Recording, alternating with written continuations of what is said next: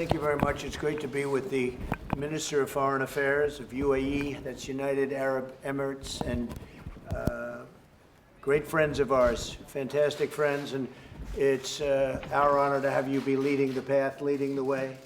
Your country is a great country with a great leader and a warrior, and smart, respected all over the world. So this was a natural, and having you be signing and doing the agreement today. So in 72 years, they've done 2 agreements, and we've done 2, as you know, in a period of a month. And I will say, because of your leadership and because of the fact that you are leading the way, we have many countries in your region, in your part of the world, that will be very quickly signing up also. They frankly would have been here today if we wanted it to happen, but we'll be signing others. And this can really lead to peace, real peace, in the Middle East for the first time. We've taken a very different path. You could say it's a back door, but I call it a smart door, not a back door. I call it a smart door. And this was a vision that I had a long time ago, and we had some incredible representatives. And I want to thank everybody here because your representation was brilliant. We watched over the years as we were criticized for going this path. And it just all came together. And now the same people that criticize, well, they'll find something else to criticize us. But we have other things happening that are very good, equally as good, very important, worldwide, very, very important.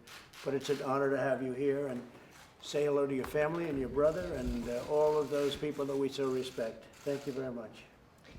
As we say in Arabic, shukran, Mr. President.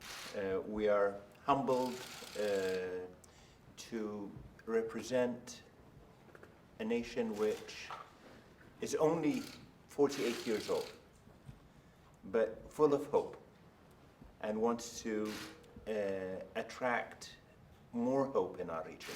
Our region has suffered far too long, and we would like to show our people and our region and the world that there is some good news from our part of the world. I mean, this is one. And all the good work we've been doing for decades, Mr. President, with your great nation. We've been the strongest trading partner of the United States in the Middle East. That's right. We want to continue doing so in all fields. And this is just a clear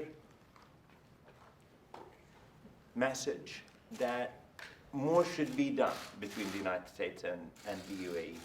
But now we can do it even with more nations, with Israel, and so many more. That's true. Thank you, sir, for your leadership. And if it wasn't for that, it would have been far more difficult for all of us to achieve. No, I understand that well. It was something we felt very strongly about, and being friends with you, your brother, your family, you made it happen, and we appreciate it.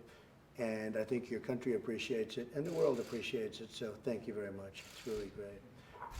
Any questions, please? What message would you like the Palestinians to take from today's event, sir? Well, I think they see what's happening, and a lot of countries are joining up. And as you know, we don't make payments to them. We're paying a lot of money to the Palestinians every year, and we were not being treated properly. They were not saying nice things for many years. And nobody's ever done this before, but I stopped payment. It's a term that's used for a lot of things. It's called we stop payment. Because if they're not going to respect us or if they're not going to speak well of us, we're not going to be involved. They, I think, are seeing what's happening, and we've been given very strong signals that they'd like to be a part of what's happening. So I think we'll see the Palestinians at some point, but before we see the Palestinians, we'll see other very important countries come into this transaction. They'd be here today, frankly, if we wanted them. So I think that you'll see some very great things happening in the Middle East. You're going to have peace without blood in the sand. For years you had blood in the sand. That's all you had, blood in the sand. You got nothing for it. They got nothing for it. Now you're going to have peace, and it'll be a real peace. And you have the most powerful countries, as an example. This is a great warring nation, if it wants to be, with a tremendous military, a powerful military, and they're really great warriors.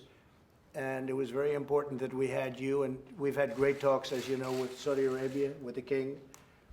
And I think he's going to be terrific. I think he's got a very open mind.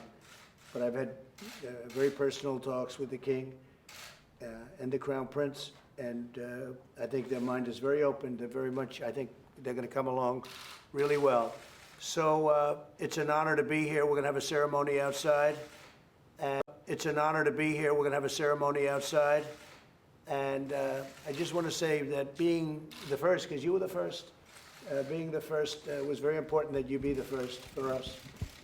Because you're leading a path, you're leading a way, and it's something that people were very surprised at. I will say that even the biggest optimists were shocked when they heard about this transaction, and shocked in a very positive way. So I want to thank you for making it all happen. Thank you very much.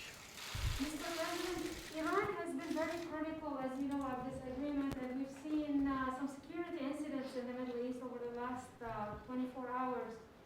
Will you be extending any security guarantees to those who have made Well, peace we're with working Israel? together, and we'll see what happens with Iran. I would say right after the election, within a period of a week, maybe a month, but within a period of a very short period, within maybe, literally a very short time, you'll have Iran coming back and saying, let's get this whole thing worked out. Iran is suffering. Iran, unfortunately, I don't want them to suffer, but their economy is tanked.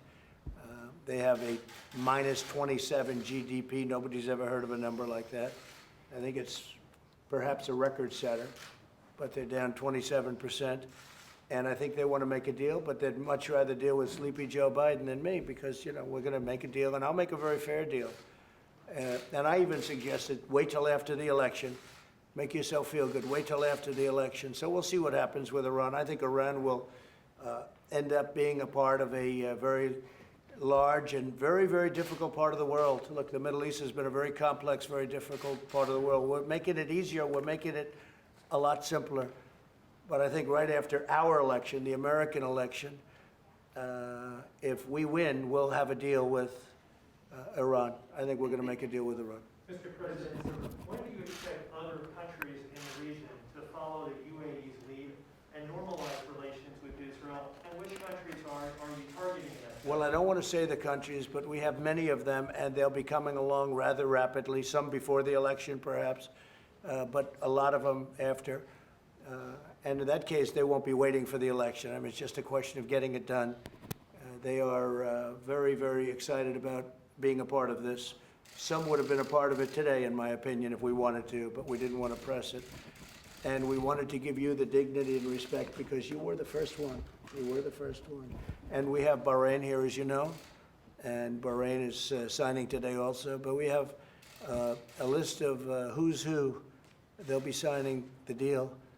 And it's an incredible thing that's happening. It's come a long way. Israel's come a long way, and the Middle East has come a long way. And it's really good for everyone. It's not just Israel. It's good for everybody. It's great for your country.